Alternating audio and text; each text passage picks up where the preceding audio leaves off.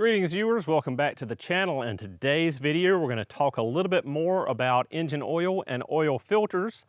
The last video from last week on the Crosstrek and changing oil and talking about the USA made Subaru filters versus the Japanese filters. That video really took off, and I think right now we're at about 26,000 views in less than a week, which is super impressive. Thank you guys so much for taking interest and watching the video. Thank you for all the likes and comments and shares on that video.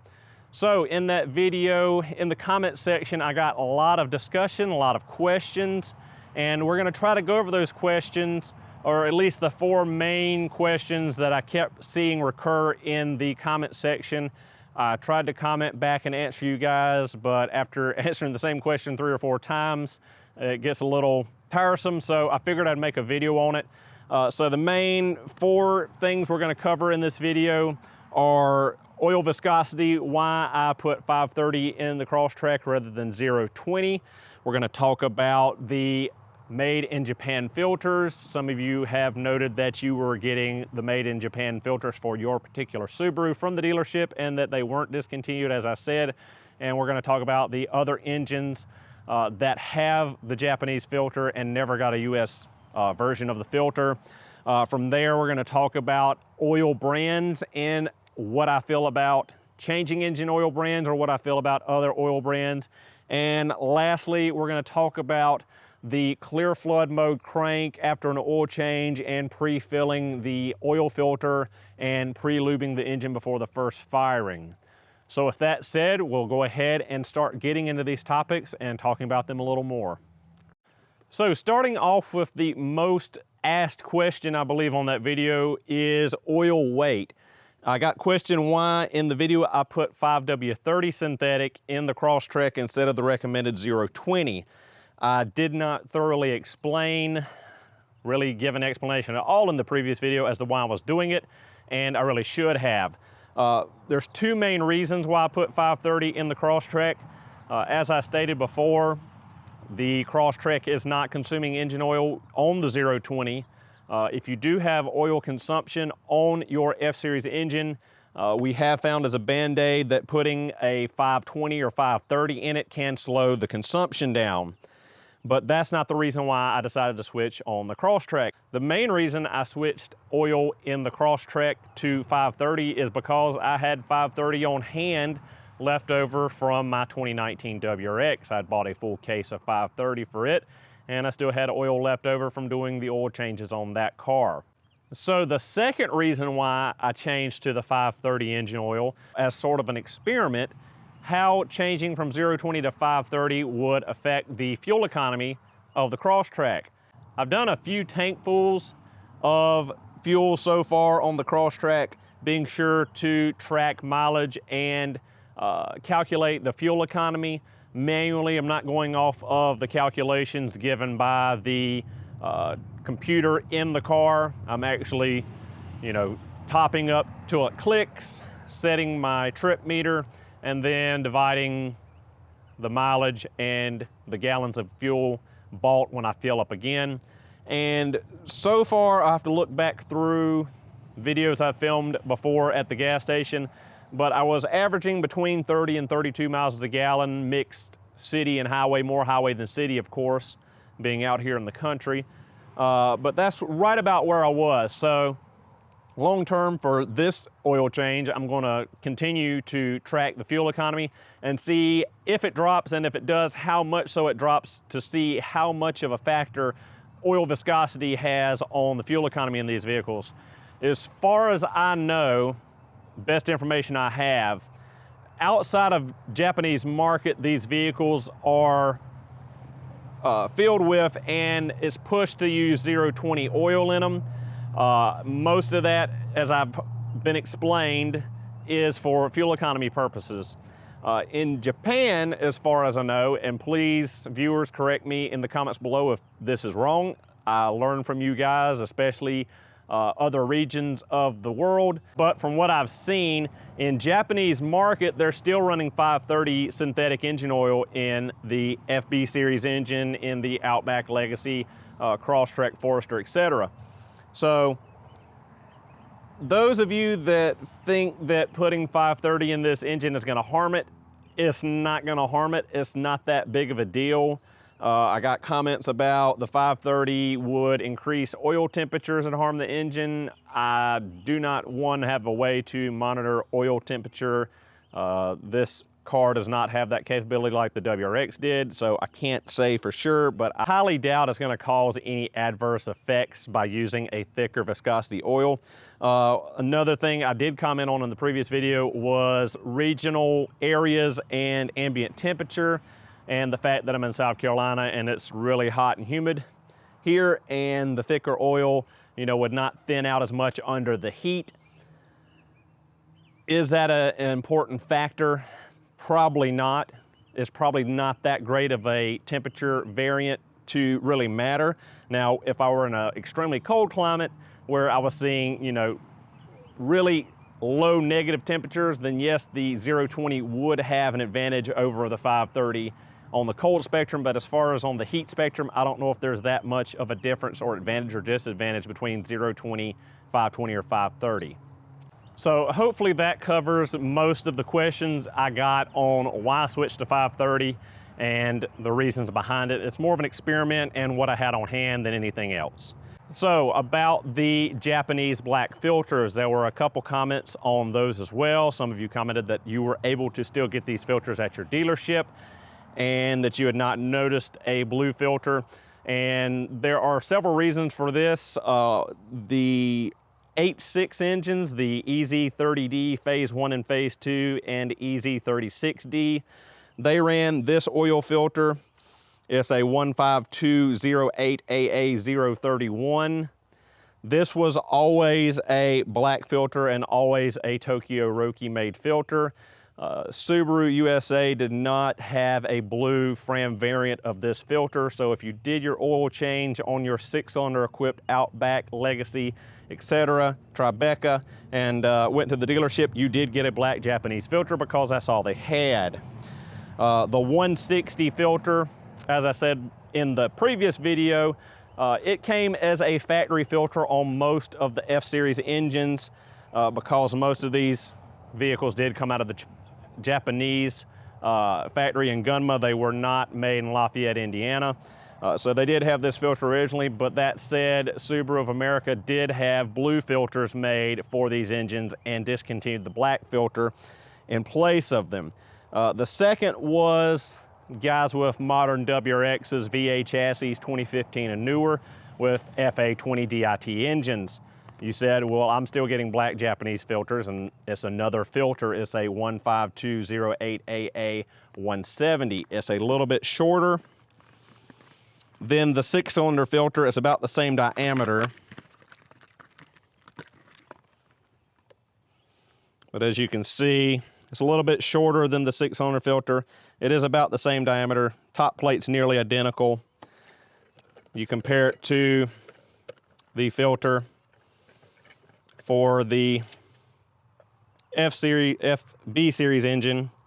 FB series engine filter is taller. It is a lot smaller in diameter, and the top plate is different.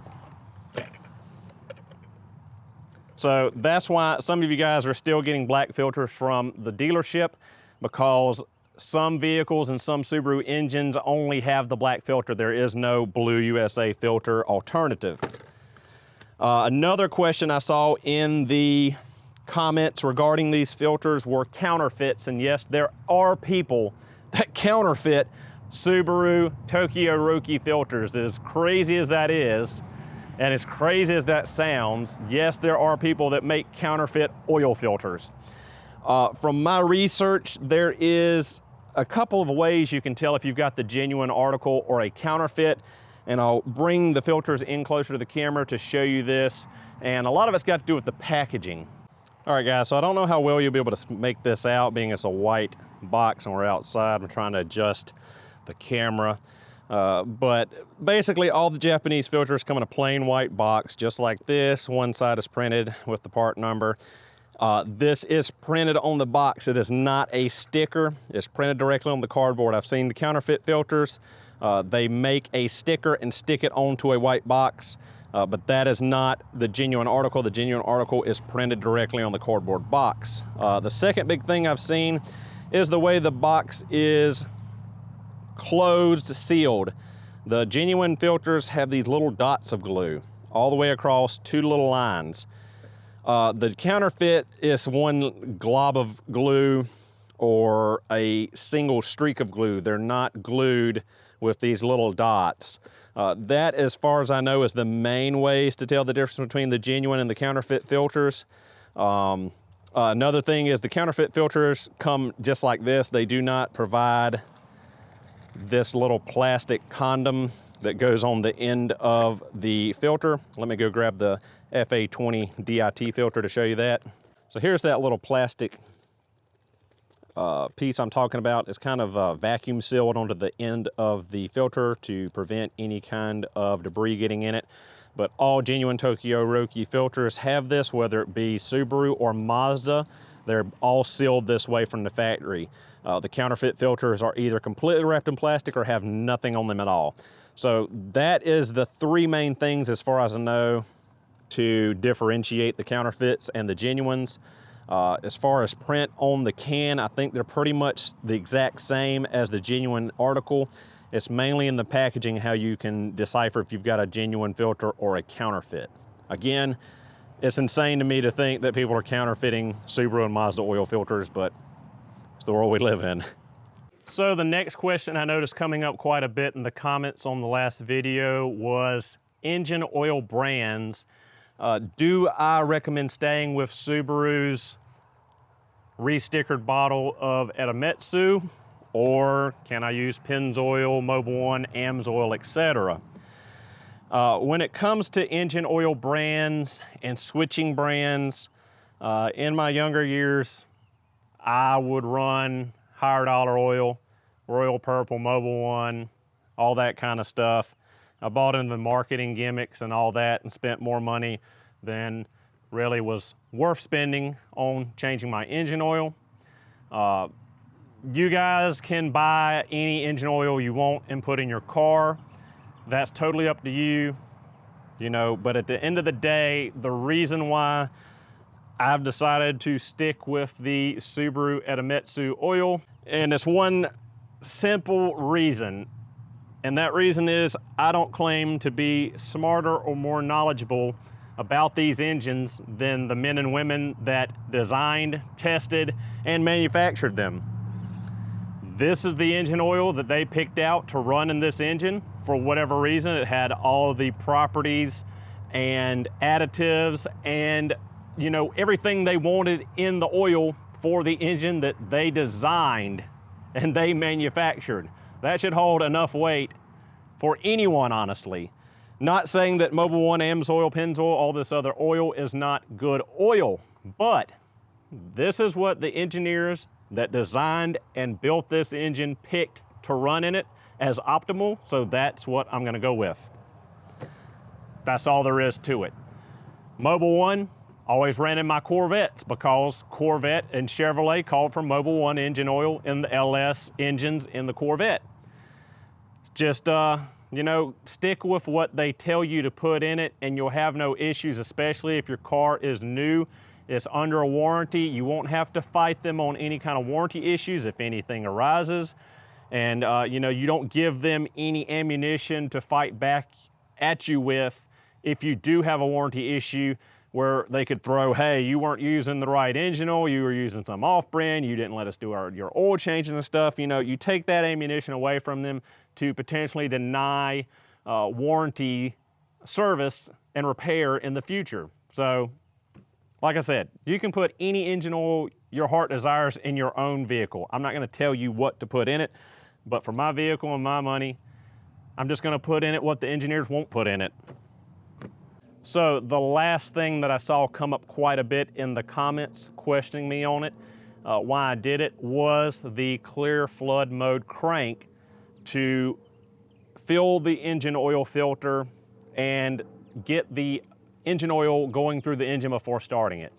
That was a big question. If you watch my WRX videos, I did that every time I did the oil change in the WRX because of the inverted filter. I'm going to do it in the F-Series engines as well because of the inverted filter. A lot of you commented that I've never pre-filled an oil filter in my life. I always pre-fill an oil filter if I can. Just because I don't want to crank an engine, have it running, and those few seconds where the pump has to prime up, push the oil to the filter, pressurize, fill the filter, and then start oiling the engine. I know it's only a few seconds, but for my money and my service that I perform on someone's car or my own, I'd rather have the engine oil system fully filled and pressurized, ready to go when I fire the engine up. Some of you comment, well, why would you waste the time doing it when the oil filter's upside down and it's going to drain back out? Well, when we cut the filter open, if you recall, underneath the top plate, we looked at the anti-drain back valve. And the anti-drain back valve's purpose is for what we just discussed. The anti-drain back valve does exactly what the name implies. It's a valve that prevents the oil from draining back out of the filter into the engine. It keeps your engine oil in the filter for when you come to start the engine again, so it doesn't have to have the oil pump pull it out of the pan, send it to the filter, fill the filter, and then come to the engine and circulate throughout the engine. That's what the anti-drain back valve's purpose is. It keeps the oil filter full of oil after the engine's shut off. In the H6 engine, when we cut that oil filter apart, we noted there was no anti-drain back valve in that oil filter, and I was questioned on why it didn't have an anti-drain back valve as well. And the reason for that is because the H6 oil filter is mounted sideways. It screws into the side of the block, and the way it's mounted, it retains engine oil. It does not drain back out of the filter when the engine's off and the oil pressure is at zero. It will continue to stay filled, same as a normal mounted filter where, you know, gravity keeps it filled.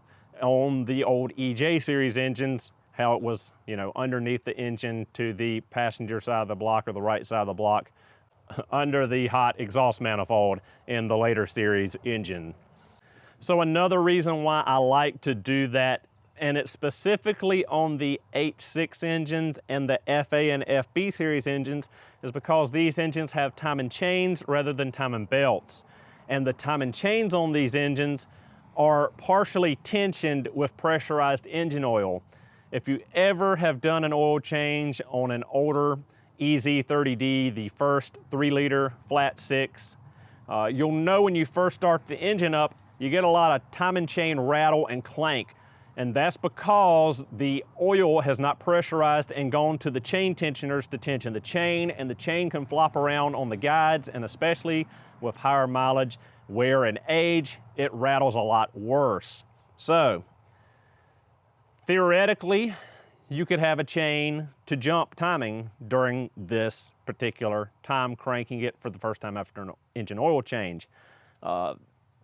Does it happen? Have I ever seen it happen? No, but in theory it could.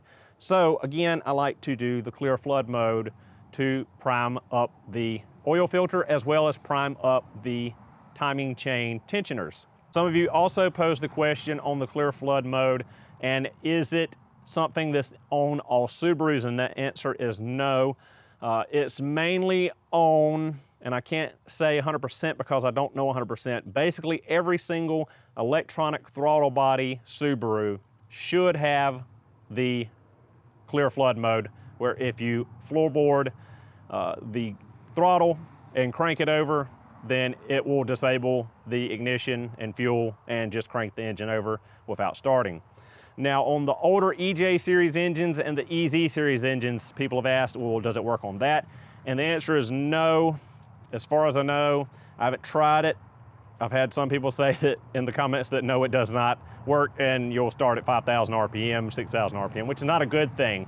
But it's really simple to disable the EJs and EZs to do the same kind of oil system pressurization, and it's what I do whenever I do a head gasket replacement or an extensive teardown of the engine to prime the engine oiling system. All you really have to do is reach under your alternator and disconnect your crankshaft sensor. Once you do that, you can start crank the engine over, and it's not going to start. It'll just crank over and build oil pressure. So yeah, some of you may say I'm crazy for doing that, but it's just, like I said, what I like to do when I service my own vehicles or anyone else's. All right, and that'll do it for this video. I hope I have made things a little bit more clear for you that had questions on the previous video regarding engine oil viscosity, different filters, and why I prime the oil system on these vehicles. If you have any further questions, leave them in the comments. I'll try to get to them if I can. If not, hopefully some of you other viewers that are knowledgeable as well can help out your fellow viewers and answer their comments and questions as well. Big thank you to everyone. The channel is now reaching 60,000 subscribers. We're getting really close. I think within like 1,100 or so. I've been doing the channel now as Mr. Subaru and doing the Subaru videos for, I believe, coming up on 6 years now. It's been a long road to get where I'm at now, but I thank all of you that have watched the videos, liked the videos, shared the videos, etc. And I'm glad that the videos have been helpful to you guys, helping you repair and maintain your vehicles and saving you money and giving you the satisfaction of fixing things yourself and not having to depend on taking it somewhere and let someone else work on it. That said, thank you guys so much for watching. Hope you enjoyed the video, and I will see you in the next one.